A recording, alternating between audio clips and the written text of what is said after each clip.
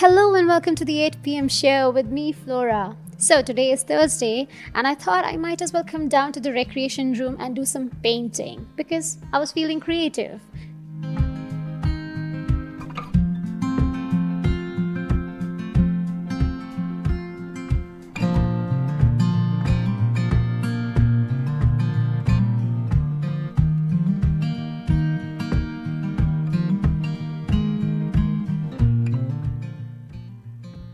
So Ansra is not here with me. Why? It's because she is with Galani at his studio. So let's find out what they're up to. Right, thank you, Flora. And while Flora is an aspiring artist, we are here with an artist that everybody already knows. He's already established himself, Galani. Thank you so much for joining us. Well, the pleasure is mine to be here. Thank you for having me. Galani, if you were to describe yourself in one line, describe yourself and what you do, what would you say? Well, I would say that I'm a creative soul in this world of craziness, and I'm a pop artist, and I tell stories through faces and paint. Interesting. Wow. That was one good line. Well, my pleasure, my pleasure. I think that we are storytellers. We as artists, we tell a story, whether we're a musician, whether we're a painter, and I love to tell a story through a face. As I can see. As you can see in my studio. All right, Galani, tell me one thing. Do you think that painting is something that you're naturally gifted with, or is this a skill that can be acquired? Well, I think talent is definitely something which is inborn. But what is, you can go to a school, you can learn skills. So yes, you can learn this. You can go to an art school, you can learn this. Whether you'll be good at it or not, whether you'll have a different perspective, that depends on what fire you have inside you and whether you have it. Because some people have it, they have it from the moment they were born. And it's all about a different perspective. People, I'm not the best artist, but I have a different point of view. But you are gifted. But I have a point of view. People today want a point of view that they can relate to. As long as you have that, you'll make it as an artist. Right, well said. Okay, Galani, tell me one thing. Is it hard, I'm looking at all your paintings right now, tell me, is it hard to part with your paintings? Because I'm sure a couple of them would be pretty close to your heart. Well, a couple of them are. But honestly, earlier on in my art career, I used to feel like, no, I don't want to sell any of my paintings. These are all my children, they're going to be here. But nothing makes me more happier to see my art in somebody's house, to see it in an office, to see it. It feels like, that is continuing. Something that I created is continuing. There's a part of you there. And it's continuing in its space, and it's creating its own story, its own memory in a different space. And that to me is a continuum of that creative process that started with an idea that transpired into a painting in a studio, and now it's on a wall in somebody else's space for more stories. Right, and talking about stories, you tell me that every painting is a story. Yeah. So how important do you think captions or descriptions are to a painting? Well, from my creative aesthetic, I think captions are essential. Because if you see, I use a lot of graffiti writing at the back of my faces. It's something I'm known for because I like the thoughts. And even when that was not my style, I used to have an artist statement which described the painting. So I think it's absolutely essential because it gives the viewer an insight into what is the mind of the artist when he was creating this. They can have their own interpretation, but it's always interesting to see what the artist has. So I think captions are very important. A story is very important because unless you don't have a story, you really don't have a piece of art, in my opinion. And what was the most difficult artwork that you ever created? Okay, so the most difficult artwork that I created is hanging in one of the buildings here in Oman. Which one is it? It is in the head office of Oman West. It was Okay. It was the tallest paintings in Oman, which were 20 feet high, two twin Whoa. paintings over 8 meters. It's in the atrium of the Oman West head office. I need to go check it out. Yes, it's at Muscat Hills, and so it was so challenging because the client brief was that I make faces and figures, so it shouldn't be that. It would be modern, and it would be symbolism of commerce and trade, and it should be abstract. And it was just these massive paintings, and it took me straight 5 months to make them. Whoa. 5 months of 5 hours per day. My back literally broke by the time I did it. So Did it include weekends? No, it was every day, non-stop for 5 months. I painted it. Towards the end of it, I was like, I need some, minions to come and help me finish this painting, and I just held my breath, saying that I hope the team at Oman West, they like that painting when they see it. And what was their reaction? It's still there, so I'm Did you unveil it to them? How was it? Yes, How did they come and they saw the entire thing? So around, it took a team of 9 people to carry it and put it up, and it was in plastic, and then we unveiled it. And then, of course, I've done what people really know are those wings that I've done in Crown Plaza. Yes. Everybody takes a picture. Everyone's taking photos. Everybody takes a picture of those. Those were, over 5 meters, and it was also really massive ones that I've done. And what are you working on currently? Well, currently I'm doing male icons through the years. So I'm doing like Nelson Mandela. I'm doing some so I'm doing tributes to male icons. Old Hollywood movie stars that I've really loved and admired, and people who've made some change. So I did a series of female icons last year in 2020. Which was Audrey Hepburn, Marilyn Monroe, and Elizabeth Taylor, and Barbara Streisand. So all these amazing female icons. So this year I said, why don't I turn it around and do male icons? And so that's what I'm doing. Along with that, I'm working on a spiritual collection of spirituality, of Sufi art, with dervishes, twirling dervishes, and it will be words of Rumi with paintings on it. Wow. Yeah. I can't wait to see it. How long does it take you to create these art? Okay, let me rephrase my question. How long do you spend in the studio every day? I spend most of my time in the studio. Define most. So I would say I spend around 8 to 9 hours straight in the studio painting and painting, thinking about the painting, looking at the painting. So I eat here. There are days that if I'm working straight through the night, I sleep at the studio. I'm known as the visiting dad for my house. But my house is 5 minutes from here, so And how supportive has your family been? They have been extremely supportive. They know that artists are a little difficult and a little difficult to live with. So if to everybody who is married to an artist and children of artists who are out there, I apologize on their behalf. Because we are eccentric people to live with. So I do spend a lot of my time here. And so it's almost like a full-time job that I do. Of course it is. And the days that I do some outside consultancy work, then those days I'm not in my studio. Right. And how old? You have 2 sons. Yes. How old are they? One is 17. His name is Rafe Gilani, and the other one is almost 10 years old. He is Rayan Gilani. So. And are they also interested in arts and painting? No, they are like, no, we're not doing painting. I'm like, do you want to be an artist? And I'm like, but you love art. They're like, no.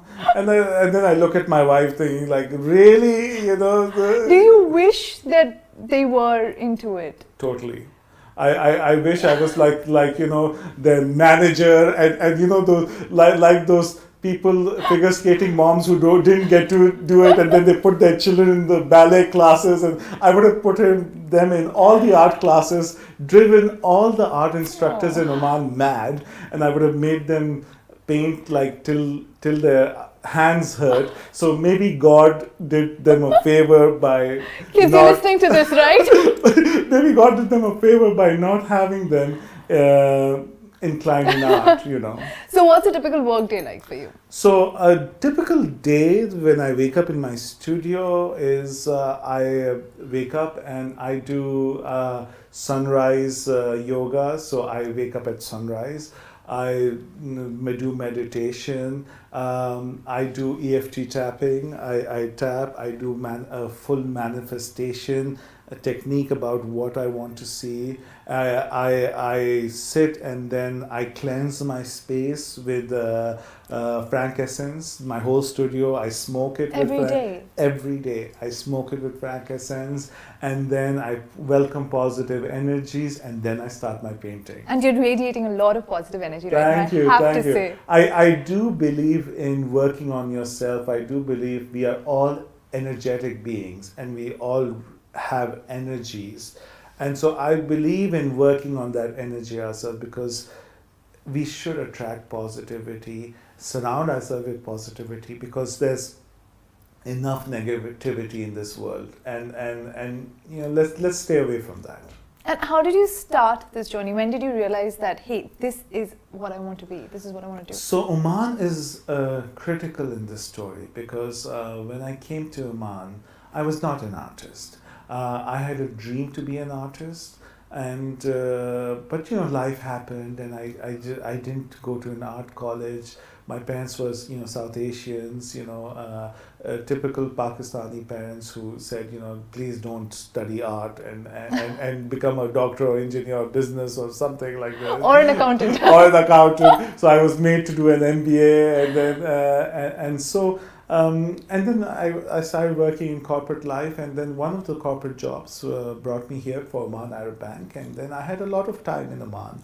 It was 12 years ago, and Darul Atta had an open call for people for art for Atta at Beit al Zubair Museum. Right. And I had just started to do some artworks, and I remembered that there was a lovely curator, Sarah White, over there, who was passed on, and I took 3 of my paintings, and it was like the American Idol, where they were sitting and you had to hold it, and they would judge whether the painting goes in the exhibition or not, and I was like there, and yes, all my paintings were accepted, and on opening night my paintings were sold. And that was the day that I just like cried. This is it. I said, oh my God, this I can do this. And then I started painting, and then I established my studio, and I became professional at it. And then the love of everybody and the acceptance of my art just grew and grew. And so Oman helped me find my creative voice. Your calling. My calling. After 20 years. I'd never painted for 20 years till I came to Oman. Wow. Yeah. All right, Gilani, what we'll do is we'll take a short break, and then we'll be back for a rapid fire round. Sure. And we're going to be talking about Gilani's favorite artworks. Stay tuned.